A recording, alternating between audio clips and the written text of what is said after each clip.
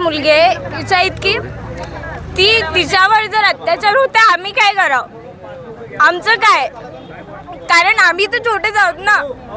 ठीक आहे, मी समजदार आहे. ते म्हणतायत की तुम्ही नंबरवर फोन करा, हे करा. माझं ठीक आहे, माझ्याकडे मोबाईल आहे. हिच्याकडे कुठून मोबाईल? हिचे आई बाबा देतील का? मग ती काय करेल? तुम्ही जर घरात जाऊन करत आहे तर आम्ही काय म्हणावं?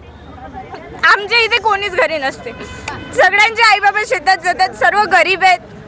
काय करतील? आम्ही ठीक आहे, माझे मम्मी पप्पा घरी असतात, मी करू शकते. माझ्या घरी कोणी येणार नाही. मला बहीण नाही, पण ह्या माझ्या बहिणी नाही आहेत का? आणि जर आज तिच्यावरती वेळा माझ्यावर नसेल का? कशावरून समजावं आम्ही की आम्ही सेफ आहे? आम्ही कशावरून समजावं? कारण आमच्या घरात येऊन जर ही घटना होते तर आम्ही करावं काय? काय मागणी तुमची आता?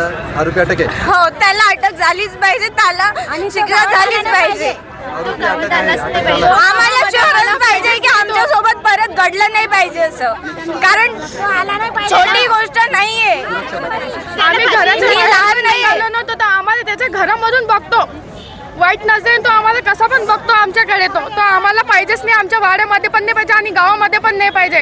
त्याला कठीण शिक्षा झाली पाहिजे. आमच्या गावात मुलीवर अत्याचार झाला, त्यामुळे आमच्या मुली सुरक्षित असावी. आमच्या मुली असुरक्षित आहेत. आमच्या मुलीवर अत्याचार होत आहेत आणि त्या कायमस्वरूपी सुरक्षित झाल्या पाहिजे एवढीच मागणी आहे. आणि त्या आरोपीला कायमस्वरूपी शिक्षा घडली पाहिजे, बस एवढीच इच्छा आहे आमची. आमच्या मुली सुरक्षित राहिल्या पाहिजे आणि कायम झाल्या पाहिजेत ही सुरक्षा आमच्या गावाला यायला पाहिजे. तर त्या मुलीला आज ते का नाही आली? सरपंच असल्यावर ते बाई सरपंच आहे, तो सरपंच नाही. कोण? हा मंगेश, त्याची आई सरपंच आहे. आई पाहिजे होती. त्याची आई पाहिजे होती ना. एवढ्या बायामध्ये तिची मुलगी नाही का? एवढ्या बायाची मुलगी आहे, तिची नाही आहे. तिने यायला पाहिजे ती सरपंच बाईनं. सावडे आणि आमच्या 5-6 घरानं काय केलं तर काहून आमचं मतदान भेटत नाही का? ग्राम पंचायतला आमचे मतदान भेटत नाही. असं काही सरपंचाचं काही न्याय पाहिजे का? काम करत नाही.